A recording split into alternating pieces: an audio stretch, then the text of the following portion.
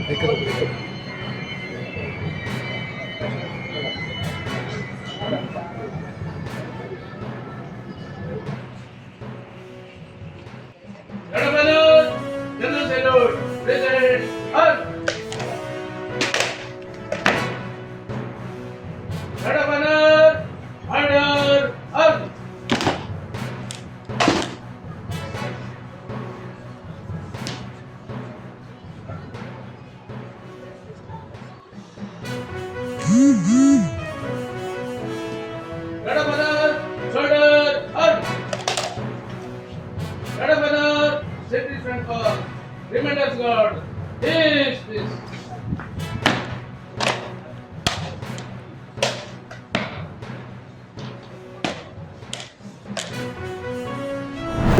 ಶ್ರೀರಾಮ ತಾಲೂಕಿನ ಮಲಿಕೇರ ಗ್ರಾಮ ಪಂಚಾಯತ್ ಅಭಿವೃದ್ಧಿ ಅಧಿಕಾರಿಗಳು ಸೆಪ್ಟೆಂಬರ್ 2025ರಂದು ಮಲಿಕೇರ ಗ್ರಾಮ ಪಂಚಾಯತ್ಗೆ ಜಾಯಿನಿಂಗ್ ಆಗ್ತಾರೆ. ಅಂದರೆ ಸುಮಾರು 4 ತಿಂಗಳಿಂದ ಜಾಯಿನ್ ಆಗ್ತಾರೆ. ಅದು ಜಾಯಿನಿಂಗ್ ಆದ ತಕ್ಷಣ ವಿವಿಧ ಇಲಾಖೆಯಲ್ಲಿ ಅದೇ 15 ಹಣಕಾಸು ಮತ್ತು ಕರವಸೂಲಿ ಸುಮಾರು 1,58,60,000 ರೂಪಾಯಿ ಅವ್ಯವಹಾರ ಮಾಡಿದ್ದಾರೆ. ಆ ಮಾಡಿದ ಕಾರಣಕ್ಕೆ ನಾವು ಸಂಬಂಧಪಟ್ಟ ತಾಲೂಕು ಪಂಚಾಯತ್ಗಳಿಗೆ ನಾವು 12 ತಿಂಗಳಿಂದ ಅರ್ಜಿ ದೂರು ಕೊಡ್ತಾ ಬರ್ತಾ ಇದ್ದೀವಿ. ಸುಮಾರು 2-3 ದೂರು ಕೊಟ್ಟಿದ್ದೀವಿ. ಈ ಥರ ನಮ್ಮ ಪಂಚಾಯತ್ ಅಭಿವೃದ್ಧಿ ಅಧಿಕಾರಿಗಳು ಈ ಥರ ಫೋಕಸ್ ಬಿಲ್ ಮಾಡಿ ಹಣವನ್ನು ವೃದ್ಧಿ ಮಾಡ್ತಾ ಇದ್ದಾರೆ. ಇದರ ಬಗ್ಗೆ ನಾವು ಕಾನೂನು ಕ್ರಮ ಜರುಗಿಸಂತ ದೂರು ಕೊಟ್ಟಿದ್ದೀವಿ. ತಾಲೂಕು ಪಂಚಾಯತ್ಗಳು ಒಂದು ತನಿಖಾ ತಂಡ ರಚನೆ ಮಾಡ್ತಾರೆ. 13/1/2026 ತನಿಖಾ ತಂಡ ರಚನೆ ಮಾಡ್ತಾರೆ. ಆ ತನಿಖಾ ತಂಡ ರಚನೆ ಮಾಡಿದಾಗ ಸ್ವತಃ 4 ಜನ ತನಿಖಾ ತಂಡ ಇರ್ತಾರೆ. ತಾಲೂಕು ಪಂಚಾಯತ್ಗಳು ಸೇರಿದವರು ಮಲಿಕೇರ ಗ್ರಾಮ ಪಂಚಾಯತ್ ಬಂದಾಗ ನಮ್ಮ ಪಂಚಾಯತ್ ಅಭಿವೃದ್ಧಿ ಅಧಿಕಾರಿಗಳು ನಾವು 8 ದಿನ ಕಾಲಾವಕಾಶ ಕೊಡಿ ನಾವು ಏನೋ ವರದಿಯನ್ನು ಸಲ್ಲಿಸಲು ಬರ್ತೇವೆ. ಅದು 8 ದಿನದಲ್ಲಿ ಪಂಚಾಯತ್ ಅಭಿವೃದ್ಧಿ ಅಧಿಕಾರಿಗಳು 8 ದಿನಗಳು ಪಂಚಾಯತ್ ಅಭಿವೃದ್ಧಿ ಅಧಿಕಾರಿಗಳು ಯಾವಾಗೂ ವರದಿ ಸಲ್ಲಿಸಿಲ್ಲ. ಸಚಿವ ಕಾರಣ ಏನು ಮಾಡ್ತಾರೆ ಮತ್ತು ತಾಲೂಕು ಪಂಚಾಯತ್ ಇವರು 30/1/2026 ಇನ್ನೊಂದು ತನಿಖಾ ತಂಡ ರಚನೆ ಮಾಡಿ ಮಲಿಕೇರ ಪಂಚಾಯತ್ಗೆ ಕಳಿಸ್ತಾರೆ. ಮಲಿಕೇರ ಪಂಚಾಯತ್ಗೆ ಕಳಿಸ್ತಾರೆ.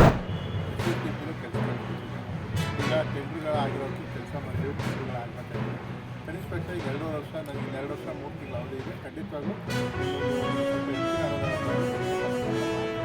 ನಾವು ಮಾತ್ರ ಸುಳ್ಳು ಕೊಟ್ಟು ಎಲ್ಲಿದೆ ಅಂತ ತೋರಿಸಿದೆ ಅವರು. ಯಾಕೆ ಗೊತ್ತಾ, ಇವತ್ತು ಯಾವ ಬಿಲ್ಡಿಂಗ್ ಕಂಪ್ಲೀಟ್ ಆಗಿದೆ ಅವರ ಅವಧಿಲಿ?